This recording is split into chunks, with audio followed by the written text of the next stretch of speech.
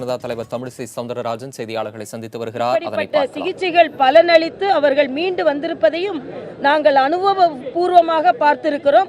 அதே அனுபவம் இங்கே வர வேண்டும் என்று நான் இறைவனை பிரார்த்திக்கிறேன். என்னை பொறுத்தமட்டில் அவர்கள் மிகப்பெரிய ஒரு துணிச்சலான ஒரு தலைவர். அரசியல் நிகழ்வுகளை இவர் சவாலாக எடுத்து அவர் வெற்றி பெற்றிருக்கிறார். 2 மாதம் நோய்களுடன் அவர் மிகப்பெரிய சவாலை சந்தித்து போராடி கொண்டிருக்கிறார். பல போராட்டங்களில் வெற்றி பெற்றவர். இந்த போராட்டத்திலும் வெற்றி பெற வேண்டும் என்று நான் பிரார்த்திக்கிறேன். அதனால்தான் நேற்றைய தினம் ஏறக்குறைய ஜெர்மனி செல்வதற்கு விமான நிலையத்திற்குள் நான் சென்று விட்டேன். ஆனால் அவர்களுக்கு ஒரு கார்டியாக் அரெஸ்ட் வந்தது என்று கேள்விப்பட்டவுடன் உணர்வோடு நான் திரும்பிவிட்டேன்.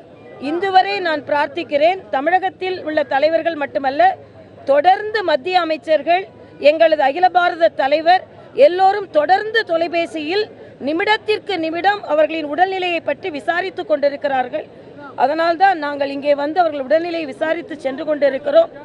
மரியாதைக்குரிய நட்டா அவர்கள் எந்த விதத்திலெல்லாம் மருத்துவ சிகிச்சையை மேம்படுத்த முடியுமோ அத்தனை முயற்சிகளை மேற்கொண்டு வருகிறார்கள். அதனால் மத்திய அரசு முழு பக்கபலமாக இன்றைய சூழ்நிலையில் இருக்கிறது என்பதையும் உணர்வு பூர்வமாக அத்தனை பேரும் கூட்டு பிரார்த்தனைக்கு எப்பொழுதுமே ஒரு பலனுண்டு. அதனால் பிரார்த்திப்போம், மருத்துவ சிகிச்சை மீதும் நம்பிக்கை வைப்போம். நான் அவர்களின் தொண்டர்கள், ஏனென்றால் வரும்பொழுது அவர்கள் அழுவதை பார்த்தால் எனக்கே மனது வருத்தமாக இருக்கிறது. அவர்கள் இந்த காலத்தில் உணர்ச்சி வசப்படாமல் அவர்கள் நம்பிக்கையோடு காத்திருக்க வேண்டும். நிச்சயமாக நல்லது நடக்கும் என்ற உணர்வோடு அவர்கள் இருக்க வேண்டும் என்ற கோரிக்கையும் நான் வைக்கிறேன்.